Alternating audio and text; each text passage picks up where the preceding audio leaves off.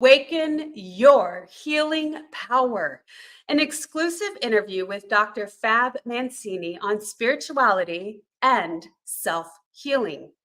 Join us for this enlightening conversation with renowned speaker and wellness expert, Dr. Fab. We discuss the compelling content of his international bestseller, The Power of Self Healing. Hear inspiring real life stories of individuals who defied the odds and healed from seemingly impossible conditions. Dr. Fab will reveal practical applications of proven scientific methods to achieve spiritual, intellectual, and physical balance for a healthier life.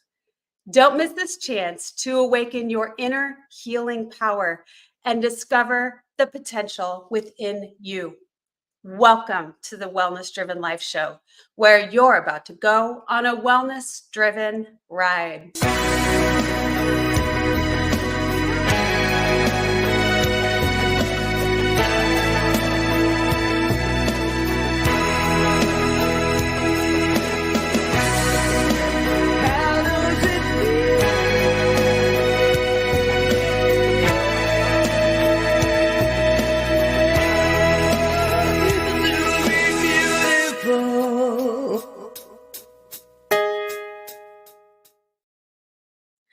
I'm so excited to share a little bit more about the guests that we have here today. With 30 years of experience, Dr. Fab Mancini is a renowned speaker in wellness, leadership, business growth, and motivation. His engaging multilingual presentations have inspired audiences globally alongside notable figures such as Les Brown and Dr. Phil. He offers practical strategies that encourage people to unlock their full potential.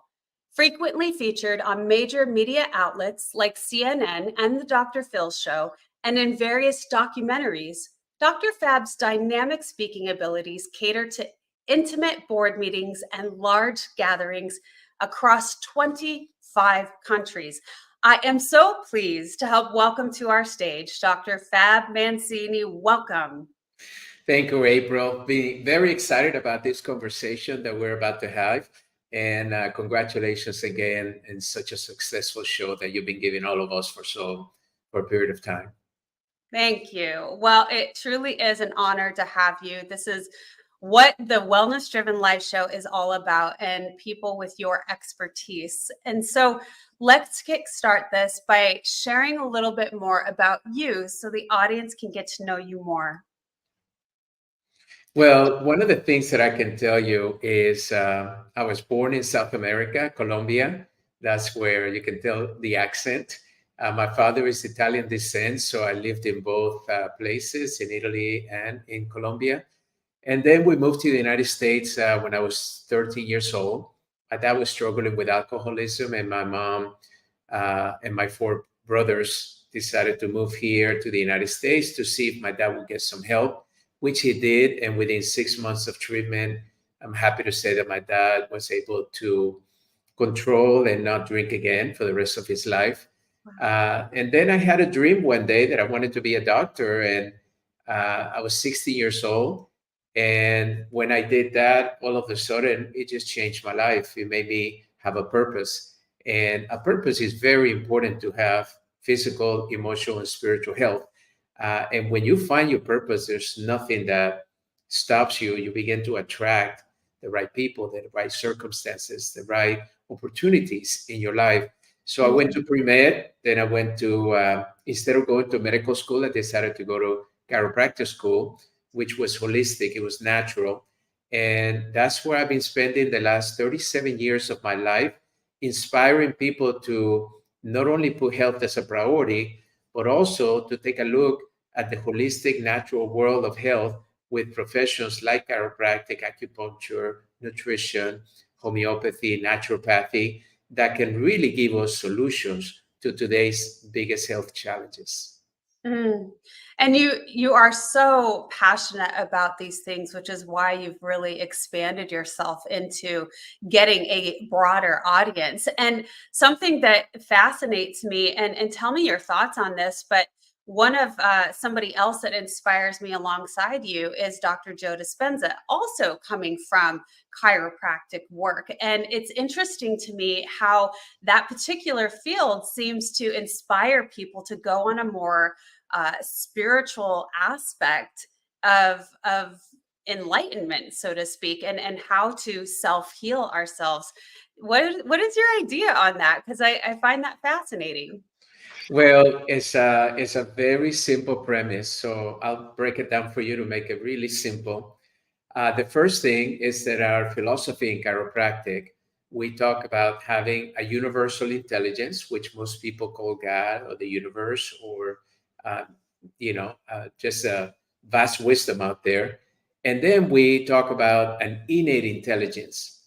Innate intelligence is our inner wisdom. So those two intelligences are connected to each other. And when you tap into your inner wisdom, your innate intelligence, you have the power of universal intelligence inside your body. So in chiropractic, when we deliver a chiropractic adjustment, from a physiological perspective, we're pretty much freeing nerve irritation or tensions or things that are not allowing the nervous system to function properly. From an emotional perspective, we're releasing all that stress that the patient has to allow to be able to express themselves more freely.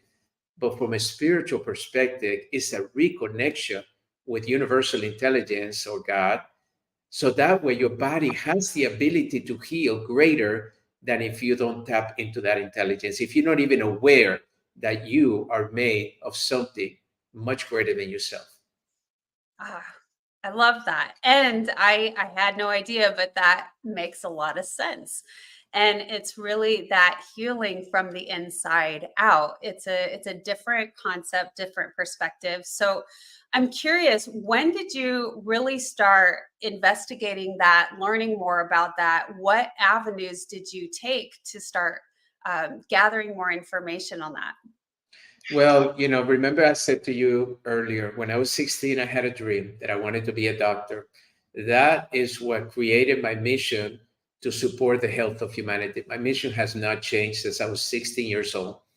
And when I was about to graduate to go to medical school, 6 months before, I was involved in a car accident.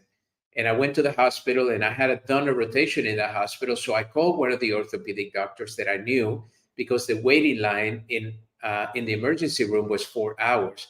So when he came down to try to help me out and speed the process, he said, I can give you muscle relaxers, I can give you painkillers, but why don't you go see my doctor of chiropractic? So that afternoon, I went into that office, and the doctor said to me, I can see that you know what medicine is because you're studying to be that. Let me tell you what chiropractic and holistic medicine is.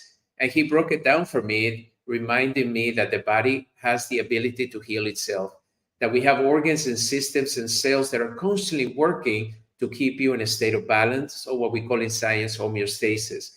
And most importantly, that managing symptoms is not what health is about. It's about getting to the root cause of the problem. So those symptoms not only disappear once, but actually can disappear forever. And that changed my whole life. That introduced me to the world of prevention. So I interviewed 62 chiropractors in 6 months to learn more about it. And then I was sold. I was just like, this is what I want to be. And then I discovered acupuncture as I was becoming a student of chiropractic. So I studied that, nutrition, energy medicine, and I just became obsessed with understanding this healing ability that the body has and how to inspire and help others discover the same thing. So this came so early on for you. This fascination, like you said, you became obsessed, which of course, how could you not? So much of it goes into like this magical essence, that of which we don't see, that of which isn't spoken of commonly often enough, right? And I think it's continuing to do so more frequently now as we are. However, you started very early on with that. What was like the first most inspiring story that you heard? You had a lot of different interviews with many chiropractors. What was one of those miraculous stories that you heard that was just like, oh my gosh, and that aha moment? Well, I can tell you it was my own story because when I was in that reception area, my first time in a doctor or chiropractic office, there were about 10 people in the room. And I am very curious by nature. So I asked the people around me, listen, this is my first time being here. Could you tell me a little bit more about why you're here? How is the doctor helping you? So one lady says to me, well, I've been having infertility problems. And the doctor of chiropractic has been helping my body get to the point that now I can conceive. And he's done that for many of my friends. And then another one was saying, I'm here because I want to prevent this surgery.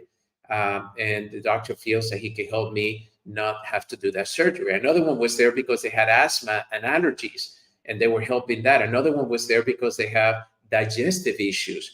Another one was there because they had skin rashes. So I'm saying to myself, how can one provider help so many people? Because what most people don't realize is that 95% of all of healthcare is a specialty. That means that 95% of all the medical doctors that graduate go into a specialty. So they were talking about 6 or 7 specialties, but only one provider being able to do that. So that was my introduction to what I call today the world of prevention. That over 90% of our chronic illnesses, heart disease, cancer, diabetes, obesity, all of the things that are plaguing our healthcare system and the health of our families can be preventable. And I wanted to be in that space. I wanted to be in the space that I can teach people how to change their mindset towards health and life. And most importantly, begin to choose wisely Mm. every single day of their lives so they can have better health tomorrow than they had yesterday. That's really the simplicity of being healthy. Yeah, that's incredibly inspiring. And my own journey, I really came to learn that, which is why I have you on the Wellness Driven Life Show, because having an autoimmune disease that I was diagnosed with very, very early on, I think the benefits of that was being a child and not wanting it to define my life. I wanted to have a normal, healthy life and a long one to that. So, hearing so many statistics or this and that, it went one in one ear and out the other. I just refused to listen to it and really go on that discovery piece of what truly makes us overall well and happy. And so it was a lot of journeying in that, learning about health and diet, but then going a little bit deeper on the true essence of how am I feeling internally and how am I connecting with the greater self. So you really took this to the forefront, and you've gone on so many big stages on the Dr. Phil show. You're working very closely with Les Brown now. What is it that you are doing now? What are you most passionate about at this moment? The next greatest thing? Well, my evolution really is something that for 10 years I was president. I mean, I was running my own practice very successfully in Dallas, Texas. Then at the age of 33, I became one of the youngest presidents of the university in the whole United States. And I did that for 13 years, and that was Parker University. Uh, and then for the last 12 years, I've been a media expert for shows like Dr. Phil, The Doctors, Fox News, CNN, and many others. But the evolution now has me to the point that we're about to release a study right now in Nature magazine that is talking about the effects of long COVID.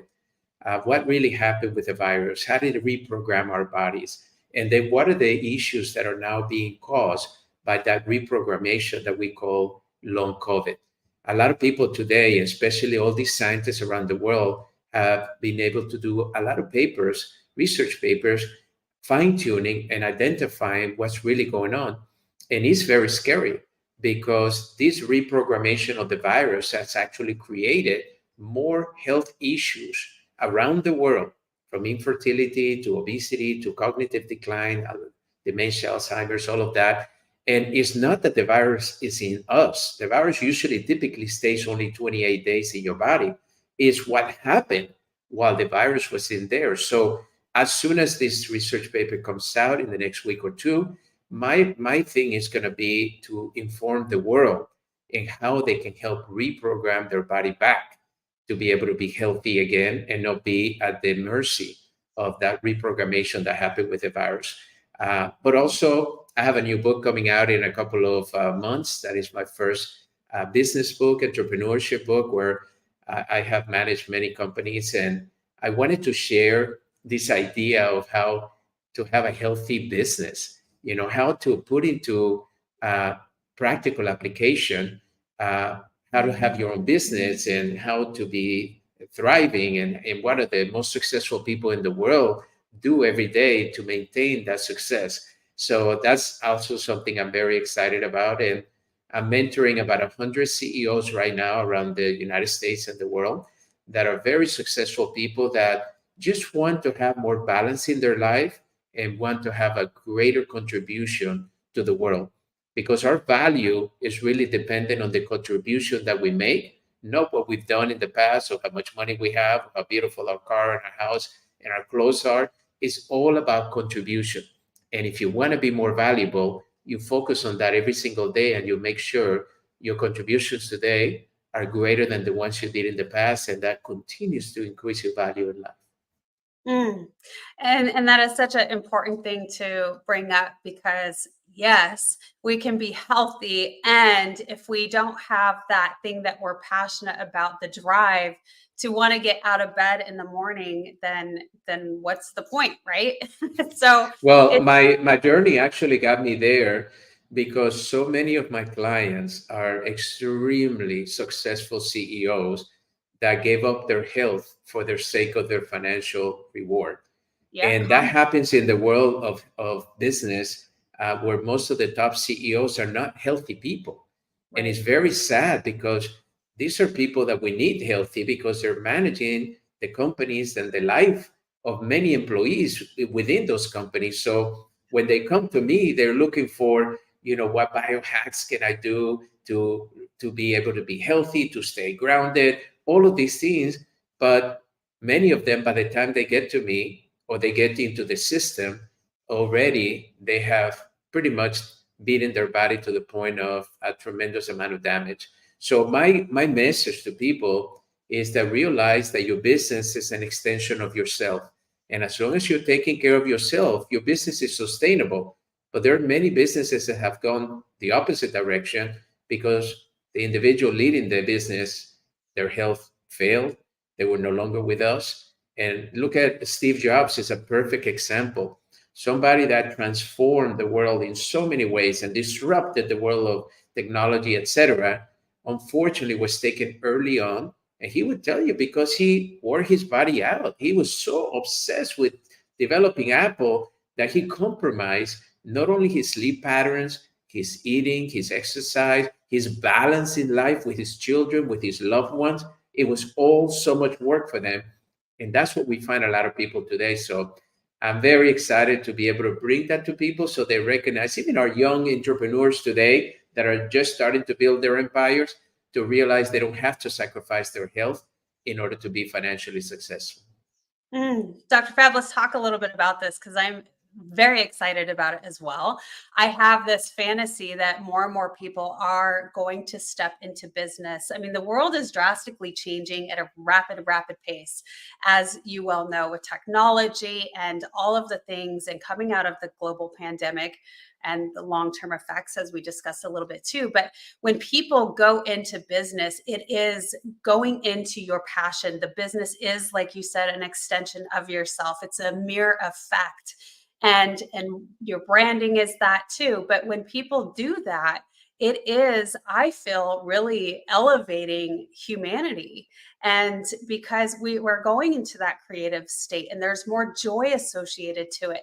And so it is vitally important during this time to really know how to take care of ourselves in the process, because absolutely, I mean, I don't know a percentage, but I would say an immense percentage is not taking care of themselves when they're creating incredible things in the world, including myself. So it is a balance that you have to obtain and achieve, and it's not an easy one. So your book sounds like it is perfect timing, sir.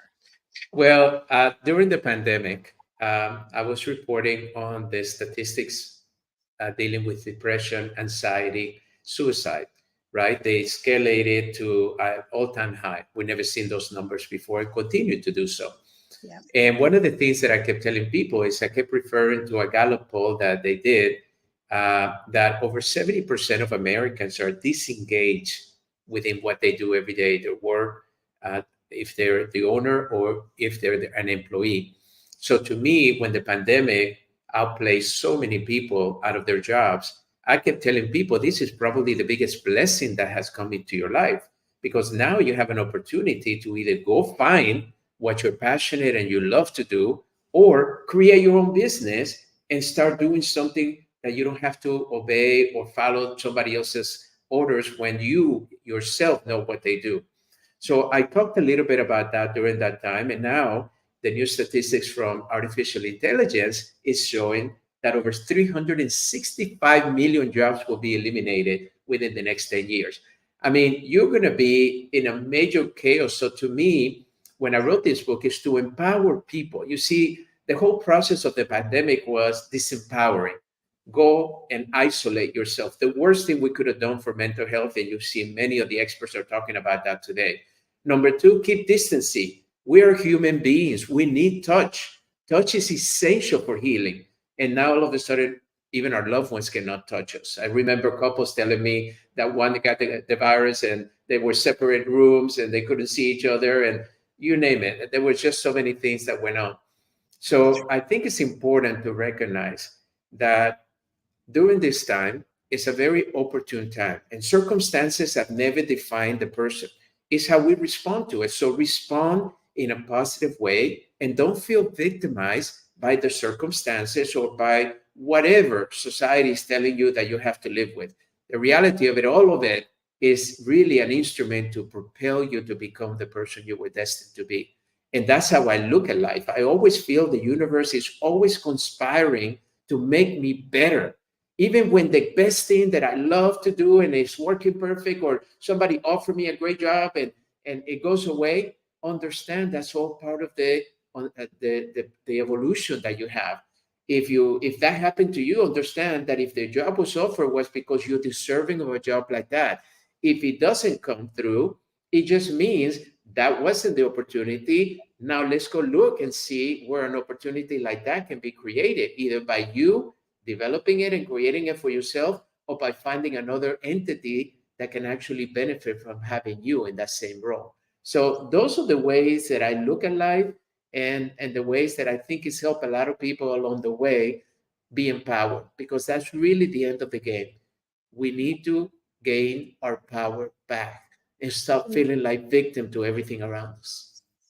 Ah, beautiful words. And we are so in alignment there. I think oftentimes Viktor Frankl really initiated so much of that mentality and painting this picture amongst the worst of the worst and having a different idea, a different perspective, and of course, gratitude. And you certainly, this is testimony to all of the things that you have created in your life by having that mentality, by being grateful, despite maybe what people would consider very negative circumstances, losing your position, doing this, where life is certainly gearing you in a totally different direction. It can be difficult to see the brightness out of that, but yet when we look at things and the outcome could be something different and expecting it to be something brighter for us, some sort of new opportunity where new doors open,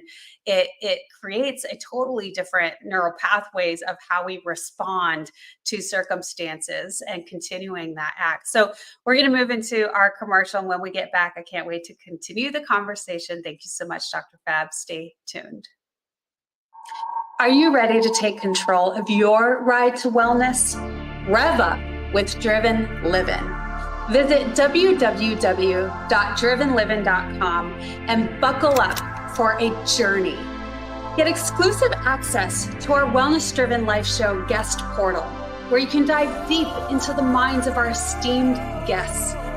Sign up for our newsletter and get insider scoops on these distinguished personalities. It's like having a backstage pass to their life-changing wisdom. But that's not all. You'll also receive a free hug. You heard me right, a free hug. An enlightening ebook from the Driven Living team. Discover the science-backed benefits of hugging yourself. It's a fill-up for your wellness tank. Because at Driven Living, we believe in fueling your journey to wellness, both physically and psychologically. So what are you waiting for? Visit www.drivenliving.com today. Welcome back, everyone, here with the incredible Dr. Fab Mancini. And so it is such a pleasure and honor to have you here on the Wellness Driven Life Show. We've talked a lot about business structure now, how the world has changed and how we can really shift perception on how to really provide the light and the greatness in the world based on our thoughts and based on how we take care of ourselves. So that said, what are some of your initial tips and tricks for people who are really overextending themselves and need to continue doing the business in the world? Well, when I wrote my book, The Power of Self-Healing, I interviewed around 50 people that were told they would never heal. And I wanted to find out what happened in their lives. And that's when I discovered that there were three dimensions to healing: the physical, the emotional, and the spiritual. So, on a quick snapshot, the physical, there are three things that by far escalated in the things that you can do to be healthy. The first one is interval training for your exercise. You can be in a treadmill for an hour, but if you do a minute fast running and then you stop or you walk for another minute and then go another minute fast, and you do that around 7 to 10 times, you get a much better workout than if you just do a treadmill for a full hour. That's called interval training, and the way that we train our Olympic athletes. Second, you want to do intermittent fasting. With all these diets going on every single day, it's more important when you eat than what you eat, according to the science. So New England Journal of Medicine released this incredible study that was showing us that most of us are missing the mark. We're eating throughout the day, snacking all day long, instead of keeping our food within 6 to 8 hour periods. And then lastly, to put together an alternative or a natural holistic provider in your team of doctors. Because 80% of us are typically just being told that a pharmaceutical or surgery is the only answer to our problems. And then you have all these holistic natural doctors that will tell you that there is so much more. So always have a second or third opinion to make sure that you get what you need. So on an emotional plane, it was a little bit different. It was forgiveness was one of the most self-healing emotions that you can have. We need to forgive ourselves first, forgive our past. Then we have to have gratitude. Gratitude pushes us in what we have and appreciating that rather than always expecting more or wanting more in life. And then lastly, unconditional love. Love is the greatest healer of all. The more you love yourself, the more you love others, the more that it stimulates the right hormones and chemistries in your bodies. And lastly, and this is the one that I know you and I are going to explore, is what are the essences of the spiritual healing, which we can go on next. Mm. Well, gosh, you have brought so much. I think that when we talk about the physical aspects, really to remember that interval aspect where you kind of switch things up a little bit, and I like that time window. That makes a lot of sense for when we eat instead of grazing, right? We're not grazing animals, but really within the time windows. And so those are incredible things. And I loved, of course, the forgiveness, the gratitude, and that self-love, the unconditional love. They say that source or God or what have you is just that. It is that unconditional love, pure love that none of us really know exactly what that feels like, because I think the closer that we get to it, whether it be through meditation or how we feel about ourselves or our loved ones, it just seems to intensify more and more and more. And you don't think that you could get any more love than that. And yet it just keeps getting better and better. It's a perfect example that I like to give people is the closest unconditional love that I have experienced in my own personal life is having a child. When you have Mm, a child, you will do anything, you will sacrifice anything for that child. The challenge is most of us do not do that for ourselves. We don't treat ourselves with that level of love, patience, respect, worthiness. We take ourselves for granted. We let other people determine our value. We compromise our principles just to be accepted. I mean, when did that all happen? But I want to talk about the spiritual because when I wrote the whole component and dimension of the spiritual self healing, some of my friends in the science world were saying, "Don't go there, Fab. People are going to peg you as religious and all that." And the reality of it, I went to the science. I listened to the patients, and many of them were saying, "This is what helped me heal." And then I went to the science and I realized, wow, the science has more research on spirituality than any of us have ever imagined. So let me give you the three things in the spiritual world that we discover. The first one I mentioned a little bit earlier, and that is you have to have a purpose in life. And I categorize spirituality, a purpose in the spiritual dimension, because a purpose is what gives you a sense of understanding why you're here in life. You had millions of cells, sperm cells, that were trying to penetrate that egg, but only one succeeded. That one made you. You have a different fingerprint than anyone. You have a different retinal uh, uh, component than anyone in the world. You are unique, and there's no one else like you.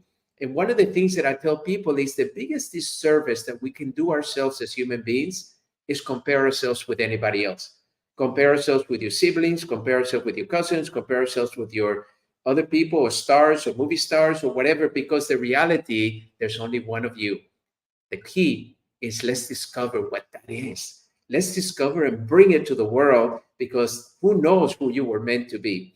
So that's the first one that I encourage people. You have to spend time in self-reflection and knowing who you are and what it is that you want to do in life.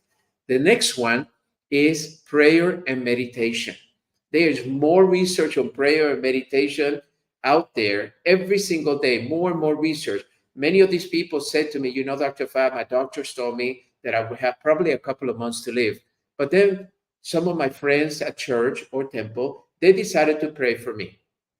And I noticed something changing in my body. I went to the doctor a month later, and he told me that I no longer have this condition in my body. How do you explain that? That's what I was getting. So I went to the literature, I went to the science. And what happened is that a prayer or meditation is a guided thought that has a specific purpose, and it can actually go where you want it to go. And that's what's so important, that we exercise that every single day.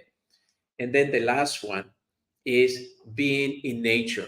You see, being in nature, whether it's walking on a beach, being on a mountain, if you're walking down the street, your dog or whatever, pay attention to nature. Look at the leaves, look at the clouds, look at all the beautiful sunsets and sunrises. Look at nature, because in nature you will find this inspiration that even though physical human beings will tell you there is no hope for you, that you have to learn to live with this condition for the rest of your life, you know that there's an intelligence out there much greater than that, that has helped heal, facilitate healing in millions of people around the world. There are conditions that have been healed in other countries, in other people. That's why I always tell people, as long as you have life, there is hope. Never lose hope. And don't let somebody's opinion become your life sentence. Just find another opinion out there that makes more sense to you. And that's really what I discover in the spiritual realm of self-healing. Oh, that's beautiful. And it's so much in alignment with so much that I'm hearing. So I would say that absolutely this is, it's starting to become more of like what we would call universal laws in our spirituality, the purpose piece. Let's dive into that a little bit first, where it's interesting how we identify ourselves so much based on our beliefs, based on societal standards. And for a quick example is I really identified myself so much as a mother. And when the chicks leave the nest, it becomes a totally different picture in life. And so now, how to identify now what is my purpose in life? And of course, I love the example of having a child. You really truly do know and learn what to die for means when you have that little one, and then turning that switch to yourself and that thought. I oftentimes, when I'm not thinking greatly about myself, I say, what would I tell my daughters? Would I speak to my daughters that way? Well, the answer is absolutely not. So when we just start to talk to ourselves in a different manner, and then moving along to the next piece where you talked about, which was the next one? Remind me, because now I'm Prayer and meditation. Yes. Oh my gosh. And the studies are just incredible with that and how we go within ourselves. That's really where I learned to quiet ourselves down. You know, a lot of people will call it the monkey brain.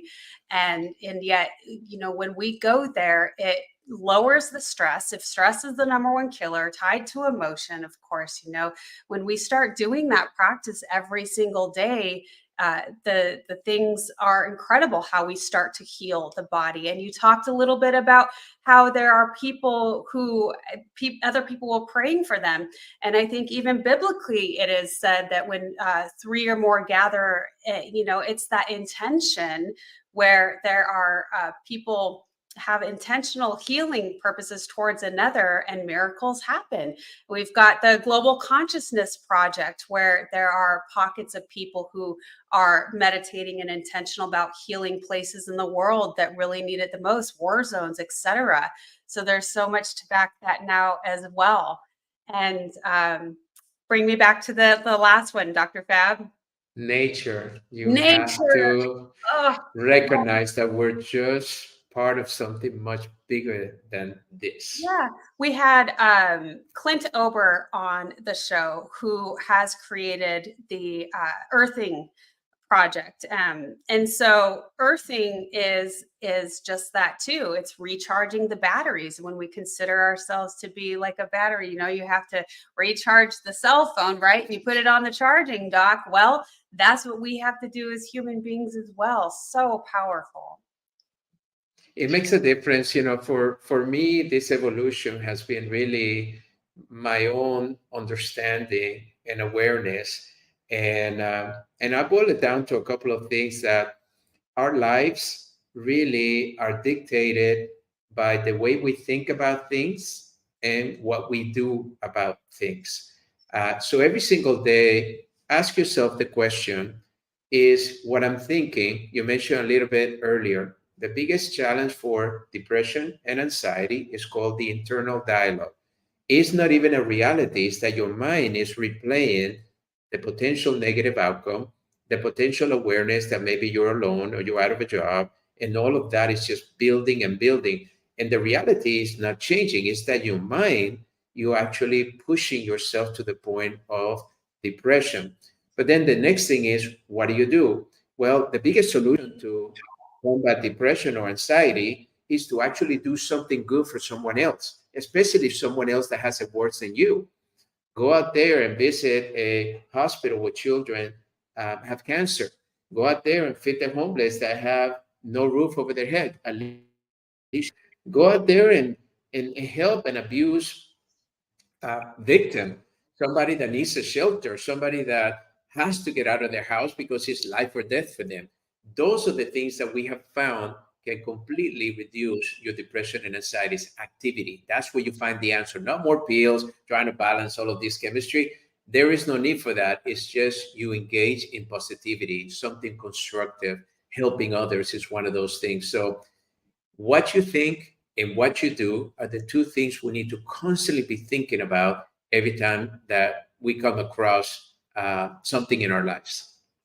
I really love that you bring in that action piece, really taking action, creating movement. Well, transformation is 80% action. So, for instance, when you read the book Think and Grow Rich, if everybody that read that book, all they had to do was change their thinking, they would all become wealthy, right? Because it's one of the Right. best sellers of all time. The Yes. challenge, as we've analyzed that over time, is that you can read the book and learn how to think differently. But what are you going to do differently about it? See, Right. most people are not willing to give up, they're not willing to change their behaviors. They're stuck in those patterns. And it's like somebody that says, I want to lose weight, but I'm not willing to give up this, and that. Well, how do you expect your body to lose weight when you're giving it something that it cannot process, that it cannot get rid of, that is going to be stored into fat? There's no way, there's no physiological way to do that. You can't think your way out of losing weight only. Now, granted, I often tell my patients, if you're going to have something that is not as healthy for you, then I want your mind to be able to say, you know what, this pizza is going to make me so healthy. This pizza is going to be absorbing my body. It's actually going to change into nutrition, and it's going to feed myself and give me energy and help me sleep better. And it's actually going to help me lose weight. So if you're going to eat something, think like that, but understand physiologically, you can't get you can get rid of all of that stuff that you're putting inside your body. Your body has to process and somehow deal with it. So that combination is really the key. And then I boil it down to one simple thing: the choices that we make. So I often ask myself the question when people ask me, well, Dr. Fab, what's the secret to being healthy? What's the secret to living longer? Longevity is a big topic right now, but who wants to live long when people after 40, they're already declining, right? It's a life sentence. You want to be young forever. You want to be healthy forever. So the more that you do today, regardless of where you are in life, that will dictate where you want to be tomorrow. So I'll ask my patients to do a simple thing. Anytime you're about to eat something or endure an activity or do something in your life, ask yourself the question: is this going to make me healthier tomorrow than I was today? That's all you have to ask. And if the answer is no, it's not, you have a choice. You can either say, okay, I'll take the consequences, or you know what, you're right, let me choose something else. But if we do that every day and we make choices that are going to make us healthier tomorrow than I am today, I promise you, you're going to be healthier in the future. But the problem is most people think long term, Yeah. you know, 1 year from now, 6 months from now, a month from now, and all we have is right this moment now. That's all we have in life. There is no guarantee for tomorrow. So all you have is right now, make it count. I really love that you bring that in. It certainly brings in that the power of now, being in the present moment. And I also love that you brought in how powerful our thoughts are. Now, of course, the combination of, thinking great things about what we're putting in, on, and around our body, as well as what it actually is. So, both the powerhouse of thinking and what it is, but also if it's not so great for you, to keep that thought process in the positive, that this is really good for me. It's gonna help me. My husband does this when he drinks a Coke. I kid you not. And I think it's so funny because I'm like, I don't feel like you should drink that. And he's like, well, this is good for me. It says doctor on it, Dr. Pepper. And so, it's so funny, but it's a beautiful way to really turn things around a little bit and have that positive outlook and the humor behind it. So, all of those things are really incredible. You have brought so much insight to the Wellness Driven Life Show, Dr. Fab. Is there anything else you want to share with the audience today? Well, I can tell you that one of the most transformational lessons that happened in my life is was when I was going through a robbery. When I was 16 years old, I went back to South America, and about 10 robbers went into the house during the night, and they thought we knew where the safe was. My brother and I, we didn't. So they beat us up, and they almost killed us. But thank God the neighbor felt the commotion. They fled, and we were taken to the hospital. But at that night, I realized at 16 years old, my life could have been over. And everything that I learned in my life from that moment on was not to expect that I'm going to be here tomorrow, that I only get 24 hours every single day. I can choose to sleep as many of those hours as possible. I choose to sleep at least 8 hours, but the new science is telling us 10 is better. But the more rest you have, the more recovery for your brain, the more recovery for your body. And the body and the brain is extremely stressed today because of all of these activities, from social media to the phone to the TVs to everything that we do, etc.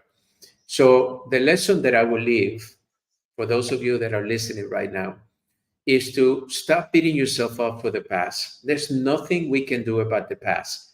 right? The reason that for your husband, saying that to themselves is a positive thing is because saying the opposite actually creates the opposite. If he beats himself up for doing it, and what am I doing to myself? Drinking this and 22 tablespoons of sugar and all that caramel and all the acids, what am I doing? That actually prepares the brain to give you that physiology. So even if you're not going to do a healthy activity, at least think of it as a healthy activity. So going back to my point, all we have is this moment. Make it count. Every single breath you take, make it a deep breath. The average American breathes 30% of his capabilities. One of our biggest challenges right now for health problems is lack of oxygen in the body. That's why hyperbaric chamber has become so popular, and molecular electric hydrogen, which you can inhale. There's so many activities out there that can regain your health. But if you just breathe deep every single moment, make it count. Every breath, make it a deep breath. And then make sure that you realize that you get to choose everything in life. Who do you surround yourself with? What do you do during these 24 hours?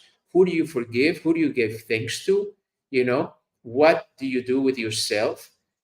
And what creativity do you get to do? Because it's only 24 hours. Where are you going to go? What are you going to do? You get to choose. And what I'm telling you is that if you subscribe to this idea of 24 hours, that all I have is this moment, that I get to choose what I really want and not let other people choose for me. One time I heard somebody say to me that the reason that it's important to have in your agenda the activities that are your highest priority is because if you have an agenda that is empty, that agenda will become somebody else's agenda. And that's the way most people live, by pleasing other people's agenda rather than doing the agenda themselves. So those will be my last words, for hopefully that will resonate with somebody to realize that as long as you have life, you have hope. And as long as you're making good choices today, you can look forward to tomorrow because it's going to be better than today. And give yourself permission to realize you're worth it. You're worth it. You're here with us. Make it count. Don't waste your life. Don't waste any moment. Don't waste a relationship in you or in your household that is worth saving, instead of just keep running away like so many people do today. Mm. Wow.